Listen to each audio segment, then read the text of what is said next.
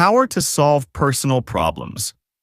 I want to tell you about some fortunate people who found the right solution to their problems. They followed a simple but highly practical plan, and in each case, the outcome was a happy and successful one. These people are in no sense different than you. They had the same problems and difficulties that you have, but they found a formula that helped them to get the right answers to the difficult questions facing them. This same formula applied by you can get similar results. First, let me tell you the story of a husband and wife, longtime friends of mine. For years, Bill, the husband, worked hard until he finally reached the rung next to the top of the ladder in his company. He was in line for the presidency of the firm and felt certain that upon retirement of the president, he would be advanced to that position. There was no apparent reason why his ambition should not be realized, for by ability, training, and experience he was qualified. Besides, he had been led to believe he was to be chosen. However, when the appointment was made, he was bypassed. A man was brought in from the outside to fill the post. I arrived in his city just after the blow had fallen. The wife, Mary, was in an especially vindictive state of mind. At dinner, she bitterly outlined all that she would like to tell them. The intense disappointment, humiliation, and frustration focused on a burning anger that she poured out to her husband and me. Bill, on the contrary, was quiet. Hurt, disappointed, and bewildered, he took it courageously. Being essentially a gentle person, it was not surprising that he failed to become angry or violent in his reaction. Mary wanted him to resign immediately. She urged him to tell them off and tell them plenty, then quit. He seemed disinclined to take this action, saying perhaps it was for the best and he would go along with the new man and help him in any way that he could. That attitude admittedly might be difficult, but he had worked for the company for so long that he would not be happy elsewhere. And besides, he felt that in the secondary position, the company could continue to use him. The wife then turned to me and asked what I would do. I told her that I would, like herself, undoubtedly feel disappointed and hurt, but that I would try not to allow hate to creep in, for animosity not only corrodes the soul, but disorganizes thought processes as well. I suggested that what we needed was divine guidance, a wisdom beyond ourselves in this situation. There was such an emotional content in the problem that we might be incapable of thinking the matter through objectively and rationally. I suggested, therefore, that we have a few minutes of quietness, no one saying anything, that we sit quietly in an attitude of fellowship and prayer, turning our thoughts to the one who said, "Where 2 or 3 are gathered together in my name, there am I in the midst of them." Matthew 18:20. I pointed out that there were 3 of us, and if we sought to achieve the spirit of being gathered in His name, He would also be present to quiet us and show us what to do. It was not easy for the wife to accommodate herself to the mood suggested, but basically, she was an intelligent, high-type person, and she joined in the plan. Presently, after a few quiet minutes, I suggested that we join hands, and even though we were in a public restaurant, I would quietly offer a prayer. In the prayer, I asked for guidance. I requested peace of mind for Bill and Mary, and I went a step further and even asked God's blessing upon the new appointee. I also prayed that Bill would be able to fit in with the new administration and give more effective service than before. After the prayer, we sat silent for a time. Then with a sigh, the wife said, "Yes, I guess that is the way to do it. When I knew you were coming to dinner with us, I feared that you would tell us to take a Christian position on this. Frankly, I didn't feel like doing that. I was boiling inwardly, but of course, I realized that the right answer to this problem is to be found through that approach. I will try it faithfully, as difficult as it may be." She smiled wanly, but the animus was gone. From time to time, I checked with my friends and found that while everything was not entirely as they desired, they gradually became fairly contented under the new arrangement. They were able to overcome their disappointment and ill will. Bill even confided to me that he liked the new man, and in a way enjoyed working with him. He told me that the new president often called him in for consultation and seemed to lean on him. Mary was nice to the president's wife, and in fact, they went to the fullest extent to be cooperative. 2 years passed. One day I arrived in their city and telephoned them. "Oh, I am so excited I can hardly speak," Mary said. I commented that anything that could put her in that state must be of unusual importance. Ignoring this remark, she cried, "Oh, the most wonderful thing has happened. Mr. So-and-so, naming the president, has been selected by another company for a big promotion for a special job, which will take him out of our organization into a much better position and—" She posed the question, "Guess what? Bill has just been notified that he is now president of this company. Come over right away and let the three of us give thanks together." Later, as we sat together, Bill said, "Do you know, I'm beginning to realize that Christianity isn't theoretical after all. We have solved a problem according to well-defined spiritual scientific principles. I shudder to think," he said, "of the terrible mistake we would have made had we not gone at this problem according to the formula contained in the teachings of Jesus. Who in the world," he asked, "is responsible for the silly idea that Christianity is impractical? Never again will I let a problem come up without attacking it in just the way the three of us solved this one." Well, several years have passed, and Mary and Bill have had other problems, and to each of them they have applied this same technique, invariably with good results. By the put it in God's hands method, they have learned to solve their problems right. Another effective technique in problem solving is the simple device of conceiving God as a partner. One of the basic truths taught by the Bible is that God is with us. Christianity begins with that concept, for when Jesus Christ was born, he was called Emmanuel, meaning God with us. Christianity teaches that in all the difficulties, problems, and circumstances of this life, God is close by. We can talk to him, lean upon him, get help from him, and have the inestimable benefit of his interest, support, and help. Practically everybody believes in a general way that this is true, and many have experienced the reality of this faith. In getting correct solutions to your problems, however, it is necessary to go a step further than believing this. For one must practice the idea of presence.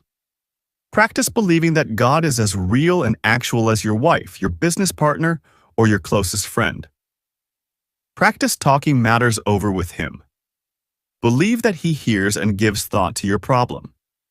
Assume that he impresses upon your mind through consciousness the proper ideas and insights necessary to solve your problems.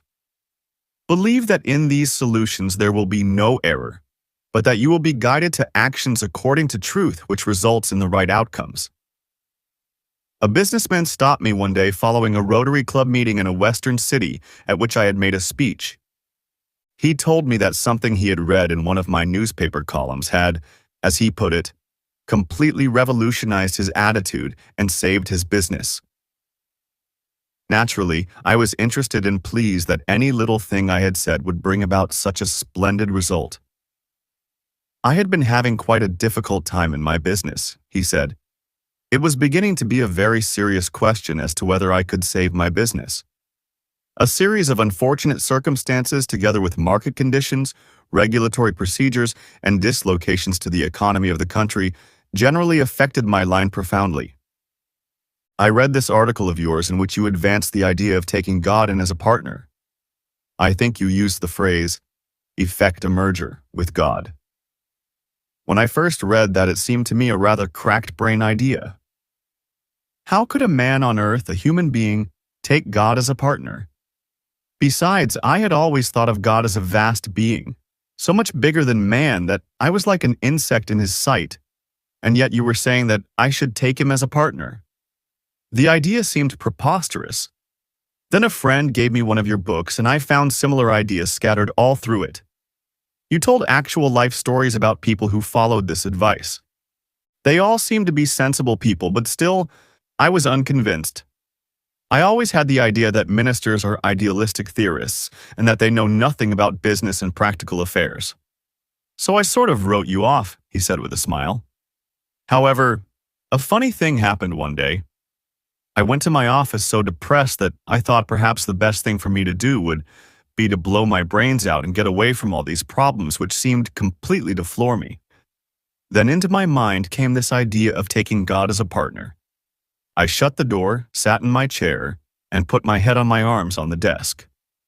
I might as well confess to you that I hadn't prayed more than a dozen times in as many years.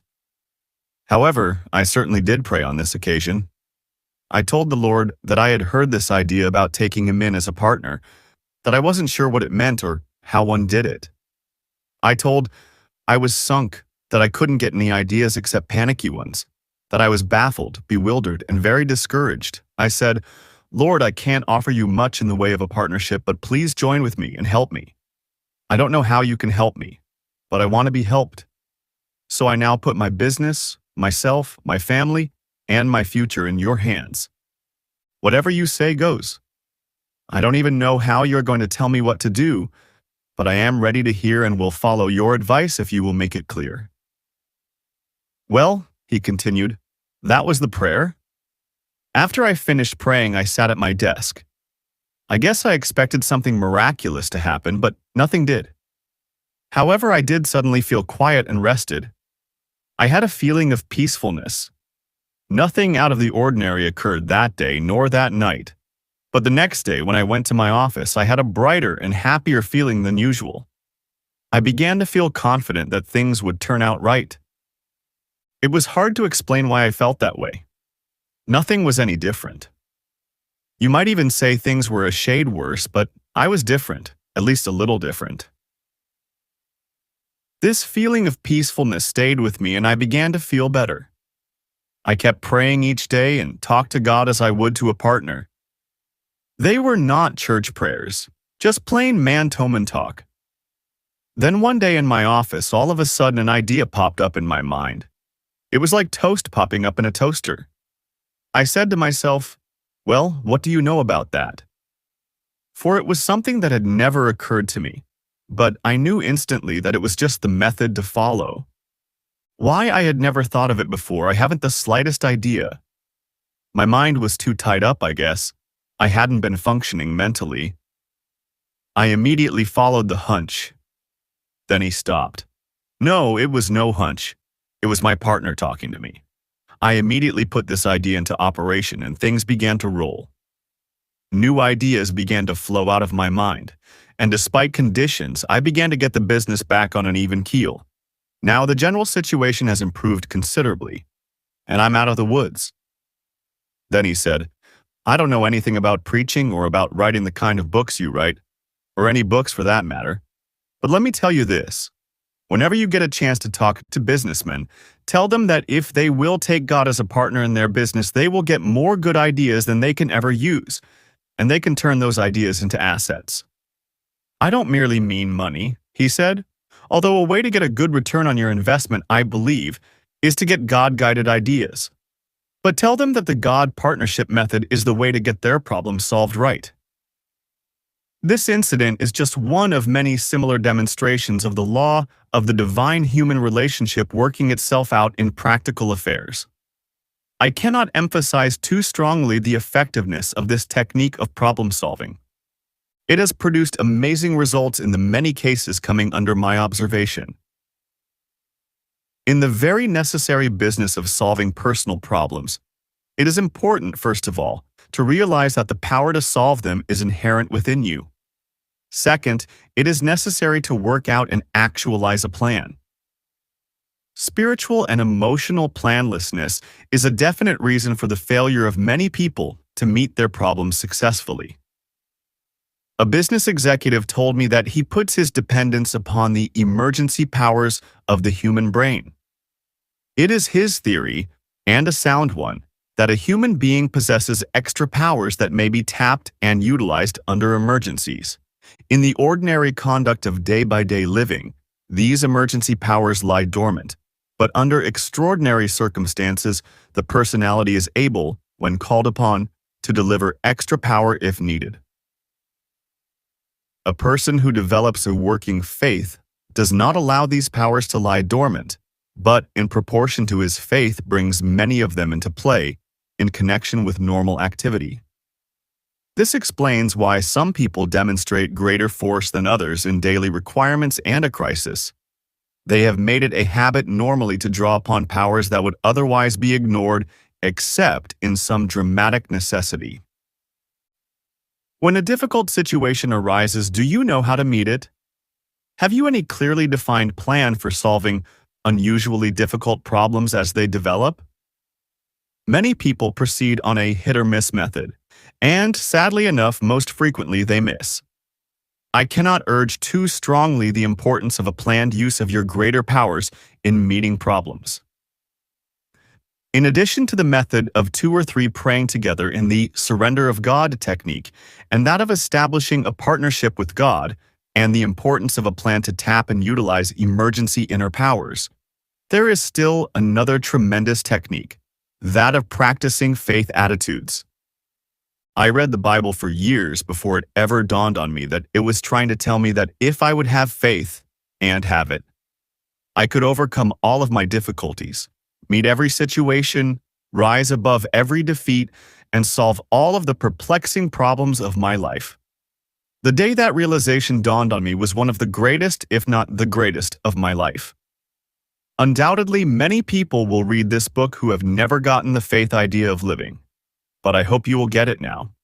For the faith technique is without question one of the most powerful truths in the world, having to do with the successful conduct of human life. Throughout the Bible, the truth is emphasized again and again.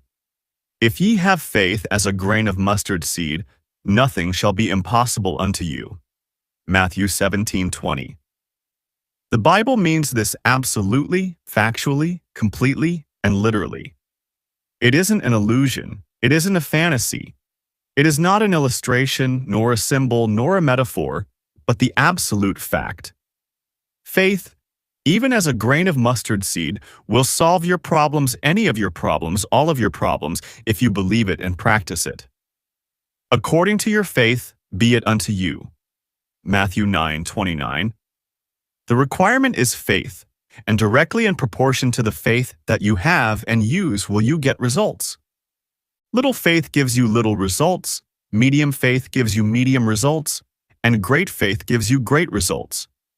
But in the generosity of Almighty God, if you have only the faith symbolized by a grain of mustard seed, it will do amazing things in solving your problems. For example, let me tell you the thrilling story of my friends Maurice and Mary Alice Flint. I became acquainted with them when a previous book of mine, A Guide to Confident Living, was condensed in Liberty magazine. Maurice Flint at that time was failing, and failing badly. Not only was he failing in his job, but as a person as well. He was filled with fear and resentment and was one of the most negative persons I have ever encountered. He was endowed with a nice personality and at heart was a wonderful fellow, but he had simply messed life up, as he admitted. He read the condensation of the book, which emphasized the idea of mustard seed faith. At this time, he was living in Philadelphia with his family, a wife and 2 sons. He telephoned my church in New York, but for some reason did not make contact with my secretary. I mention this to show his already changing mental attitude, for normally he would never have called the second time because it was his pathetic habit to give up everything after a feeble effort. But in this instance, he persevered until he got through and secured the information relative to the time of church services. The next Sunday, he drove from Philadelphia to New York with his family to attend church, which he continued to do even in the most inclement weather. In an interview later, he told me his life story in full detail and asked if I thought he could ever make anything of himself. The problems of money, of situations, of debts, of the future, and primarily of himself were so complicated, and he was so overwhelmed with difficulty that he regarded the situation as completely hopeless. I assured him that if he would get himself straightened out and get his mental attitude attuned to God's pattern of thought, and if he would learn and utilize the technique of faith, all of his problems could be solved. One attitude that both he and his wife had to clear out of their minds was that of resentment. They were dully mad at everybody and acutely so at some. They were in their present unhappy condition, so they reasoned in their diseased thoughts, not because of any failure on their part, but because of the dirty deals other people had given them. They used to lie in bed at night telling each other what they would like to say to other people by way of insult. In this unhealthy atmosphere, they tried to find sleep and rest, but with no successful results. Maurice Flint took to the faith idea. It gripped him as nothing ever had.